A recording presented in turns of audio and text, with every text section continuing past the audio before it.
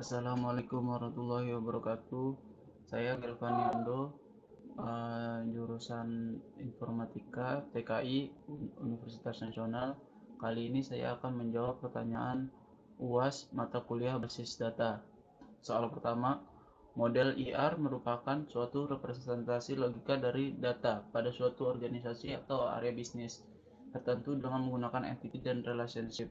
Beri penjelasan lengkap terkait jenis-jenis entity dan buatlah contoh ERD dengan studi kasus. Silakan dipilih perpustakaan, sistem akademik, klinik, atau koperasi simpan pinjam. Pada dasarnya, entitas atau entity memiliki 3 tipe. Ada entitas kuat, ada entitas lemah, dan entitas asosiatif. Entitas kuat apa? Entitas kuat seperti pada contoh di perpustakaan ada entitas buku, entitas peminjam, terus entitas anggota. Entitas lemah, contoh dari entitas lemah pada perpustakaan, contohnya adalah misalnya denda. Entitas denda ini harus memiliki entitas yang mempunyai relationship atau hubungan antara entitas kuat. Entitas denda ini harus dengan berhubungan misalnya tentang peminjam. Jika tidak ada peminjam, maka tidak ada denda. Akan tetapi apabila tidak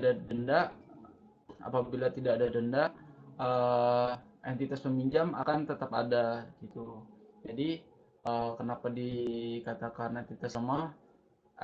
Karena entitas ini harus berhubungan dengan entitas lainnya, tidak dapat berdiri sendiri, seperti itu. Contohnya yang seperti tadi, entitas denda dengan entitas peminjam.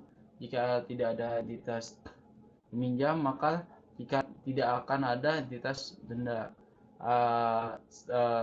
Sebaliknya, jika tidak ada denda, entitas peminjam akan tetap ada, seperti itu. Yang terakhir ada entitas asosiatif. Maksudnya adalah jadi entitas yang memiliki relasi satu sama lain, seperti kalau di perpustakaan itu ada buku dan contohnya peminjam. Jadi salah satu judul buku bisa dipinjam oleh beberapa peminjam, dan beberapa peminjam dapat meminjam beberapa judul buku, seperti itu. Seperti entitasnya, jadi di perpustakaan itu ada peminjam, buku, anggota, terus petugas, dan mungkin entitas lemahnya ada denda, seperti itu. Selanjutnya, normalisasi. Normalisasi adalah proses mengelompokkan atribut-atribut dan suatu relasi sehingga membentuk well structured relation. Apabila belum normal akan terjadi anomali antara lain insertion, anomali deletion, anomali dan update anomali. Beri penjelasan lengkap serta contoh anomali tersebut. Langsung kita contoh aja. Contohnya di sini ada tabel student, kode kursus, dan biaya kursus. Kenapa disebut tabel ini anomali? Karena jika kita ingin menambahkan satu kursus baru, misalnya kan di sini ada kursus 01, 2, 3, 4. Misalnya kita ingin tambahin kursus 05 nih, kursus 05 dengan harga 100. Nah, di sini tuh di studentnya kita harus mencari studentnya. Jika tidak, nilainya kan bakal jadi 0. Nah, itu tuh nggak boleh. Jadi nggak bisa kalau misalnya dalam satu tabel itu satu tabel, satu kolom nilainya itu kosong, sedangkan yang lain ini berkesinambungan. Satu untuk insertionnya.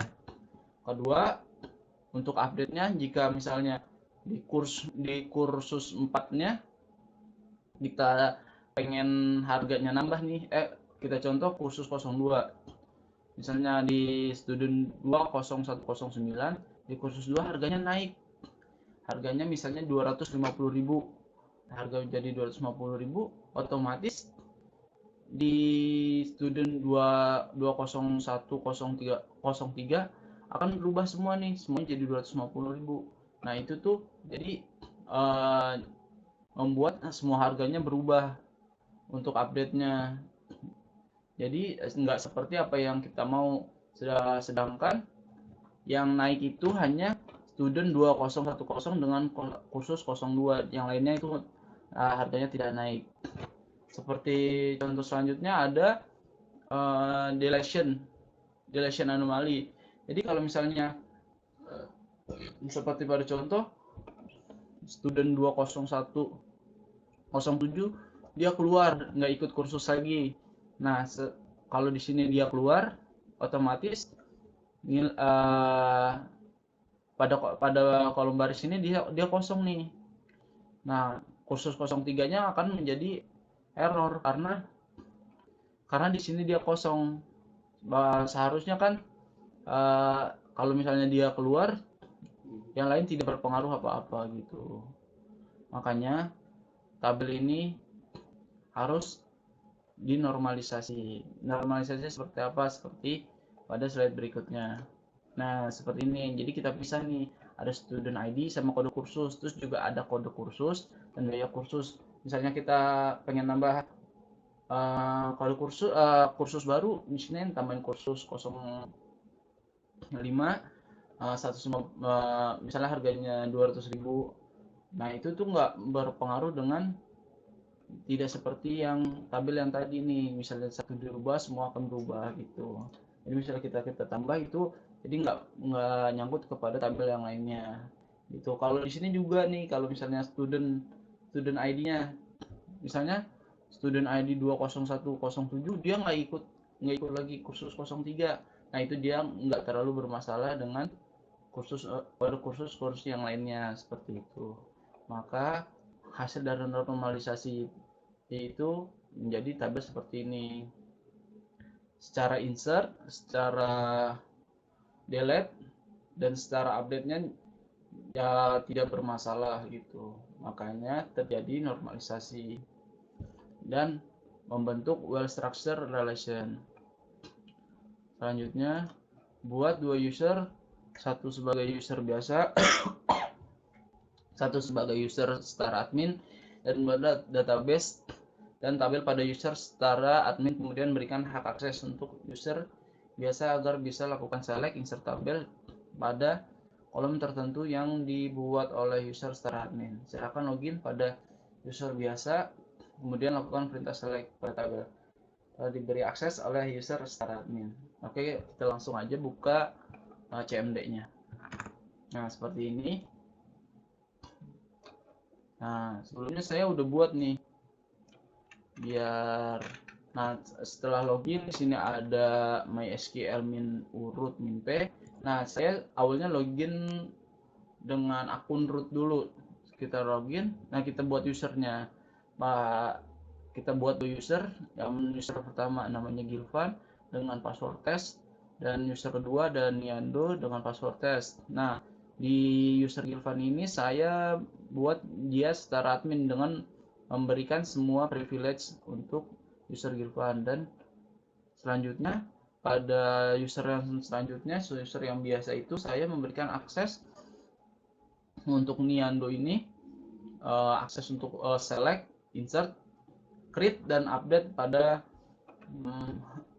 database Gilvan. Selanjutnya kita gunakan database Gilvan. Sebelumnya saya juga udah buat database namanya Gilvan, sorry. Terus kita lihat grants itu, jadi kayak misalnya dia itu punya akses apa aja. Buat di Niando ini memiliki akses apa aja. Terus kita lihat di sini grant for Niando. Di sini dia dapat melakukan select, insert, update, create di database Gilvan, untuk aksesnya Niando. Coba kita melakukan select kepada nih. Kita keluar dulu. Kan ini masih user root ya. Kita keluar. Kita login dengan Niando. Oke, passwordnya tadi tes. Oke, kita udah login, kita use Gilvan untuk masuk database-nya. Terus sebelumnya juga saya udah punya tabel select from mahasiswa. Nah, saya udah punya tabel di sini. Nah, kita coba. Ini kan pakai user Niando itu ya, user Niando yang kita sudah beri akses select, insert, update, dan create. Coba kita select. Nah, sebenarnya select udah digunakan nih, select from mahasiswa. Otomatis perintah selectnya sudah bekerja. Kita coba perintah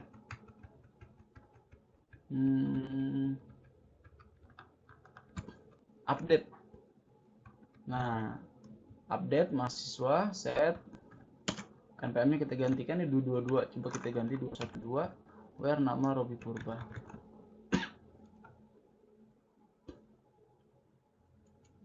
Oke, berhasil. Kita coba select from mahasiswa. Nah, berubah 212 Robi Purba Mampang. Coba kita, berarti pada Niando ini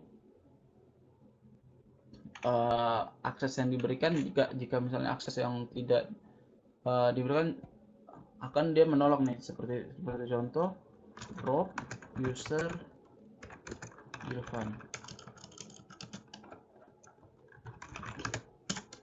Nah, ini saya belum ngasih akses untuk dia melakukan drop. Nah, di sini tulisannya access denied, you need at least one of the create user privilege. Nah, di sini dia nggak punya privilege buat drop user. Oke, seperti itu. Selanjutnya apa nih? Buat 2 user, satu sebagai user admin database, hak akses untuk biasa agar bisa dilakukan user share. Hal akses untuk melakukan update. Oh, tadi kita sudah menjelaskan bahwa kalau user Niando ini sudah bisa melakukan update mahasiswa. Oke, sekian. Kali ini saya menjawab pertanyaan UAS mata kuliah basis data. Kurang lebihnya mohon maaf. Assalamualaikum warahmatullahi wabarakatuh.